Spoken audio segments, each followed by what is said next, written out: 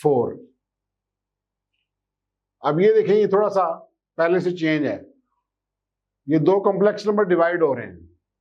ऊपर वाला complex number rectangular form में है और नीचे वाला जो कॉम्प्लेक्स नंबर है ये पोलर फॉर्म में है। नीचे वाले को भी अब इसको सॉल्व करने के दो तरीके हैं, या तो ऊपर वाले की पोलर फॉर्म बनाएं या फिर नीचे वाले की भी रेक्टेंगुलर फॉर्म बनाएं। जब रेक्टेंगुलर फॉर्म बन जाएगी फिर उसको रेशनलाइज करके स्टैंडर्ड फॉर्म में लेके आए, उसके बाद कंपेयर करें। तो हम यही पहले तरीका जो है वो अडॉप्ट करते हैं। पहले इसको स्टैंडर्ड फॉर्म में लेके आते हैं। आयोटा -1 ओवर cos π/3, π/3 होता है 60 और cos 60 होता है 1/2 प्लस आयोटा sin π/3, π/3 60 और sin 60 होता है √3/2। आयोटा -1 नीचे एलसीएम आ जाएगा 2 और ऊपर बन जाएगा 1 प्लस आयोटा √3। ये 2 ऊपर जाके मल्टीप्लाई होगा, तो 2 ऊपर जाके मल्टीप्लाई होगा तो ये बन जाएगा 2 into iota -1 divided by 1 plus iota √3। ये 2 iota -2 divided by 1 plus iota √3।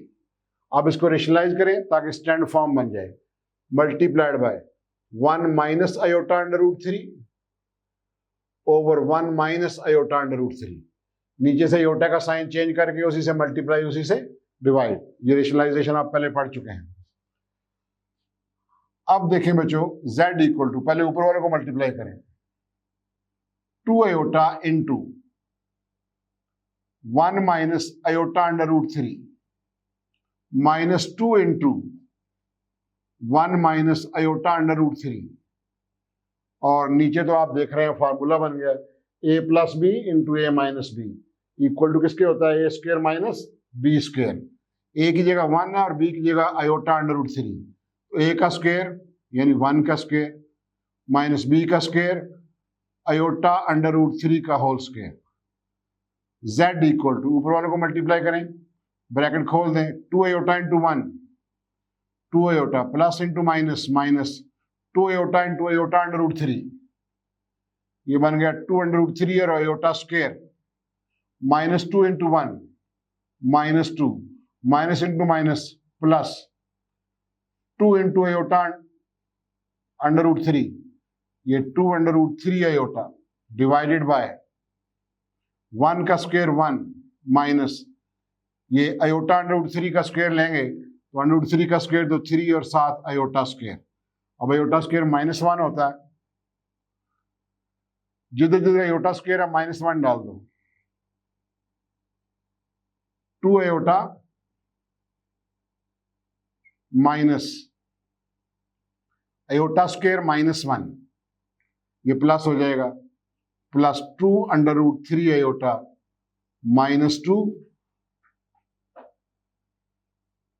Sorry iota खत्म हो गया ना, आयोटा स्क्वायर -1 इससे मल्टीप्लाई होगा तो 2 √3 और -2 और ये प्लस 2 √3 आयोटा डिवाइडेड बाय ये आयोटा स्क्वायर -1 और -3 इंटू -1 +3 और +3 + 1 ये 4 हो गया। z इक्वल टू, ये दोनों रियल हैं, 2 √3 -2 और प्लस पहले और आखिरी में आयोटा कॉमन, तो 2 + 2 √3 इंटू आयोटा और डिवाइडेड बाय 4। अलग अलग डिवाइड कर दें, 2 √3 -2 divide by 4, 2 + 2 √3 divide by 4 iota, इधर से 2 कॉमन, √3 -1 डिवाइड बाय 4 प्लस इधर से भी 2 common, 1 + √3 divide by 4 into iota, 2 2s are 4, 2 2s are 4, z की value √3 -1 divide by 2 plus 1 + √3 divide by 2 iota. तो ये बन गई है स्टैंडर्ड फॉर्म। अब आप इसको कंपेयर कर लें, कंपेयर विद, ये z की वैल्यू आ गई, कंपेयर करें कार्टेशियन फॉर्म के साथ z equal to X plus iota Y. तो आप देख रहे हैं कि यहाँ से x की वैल्यू क्या निकलेगी, √3 - 1 डिवाइड बाई 2, और y की वैल्यू क्या निकलेगी, 1 प्लस √3 डिवाइड बाय 2। इसको हम ऐसे भी लिख सकते हैं, √3 प्लस 1 डिवाइड बाई 2। √3 मैंने पहले लिख लिया, 1 बाद में लिख लिया।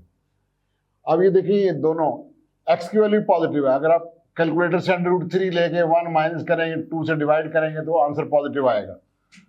x भी पॉजिटिव है, y भी पॉजिटिव है, इसका मतलब क्वाड्रेंट पहला हुआ।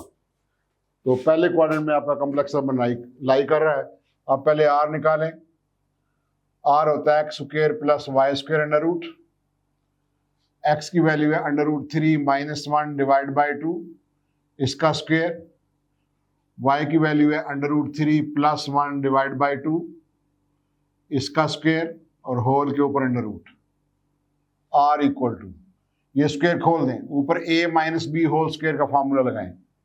a की वैल्यू √3 और b की वैल्यू है 1, तो a का स्क्वायर होगा 3 प्लस b का स्क्वायर 1 और -2ab हो जाएगा 2 √3 डिवाइड बाई नीचे 2 का स्क्वायर 4 प्लस, इसी तरह इसका फार्मूला भी खोलें, ऊपर a प्लस b का फार्मूला लगाएं।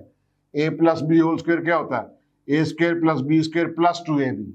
a का स्क्वायर होगा 3, b का स्क्वायर 1 प्लस 2ab होगा 2 √3 और नीचे 2 का स्क्वायर 4 और सारे के ऊपर भी under root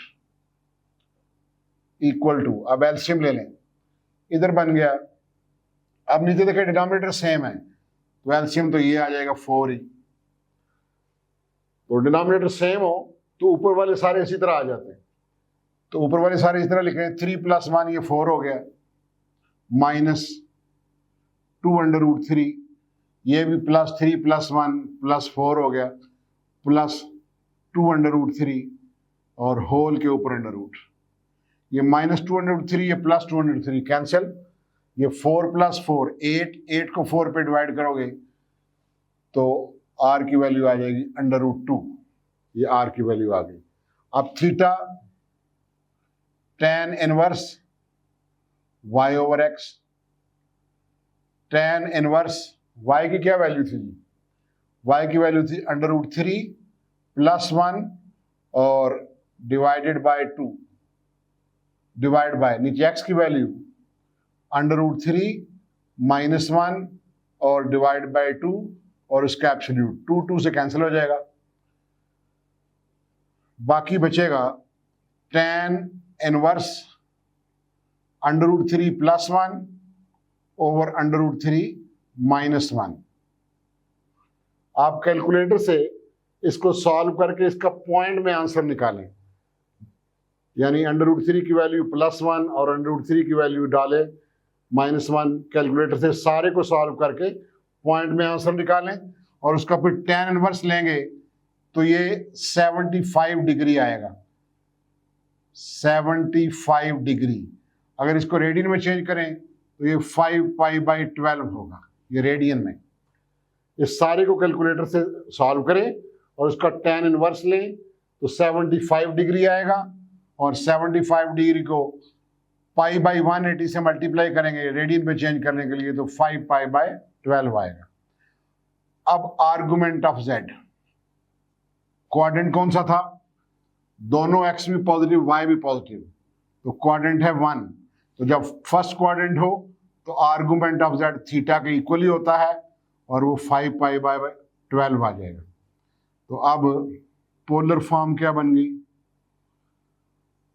polar form is क्या होती है, r cos theta plus iota sine theta.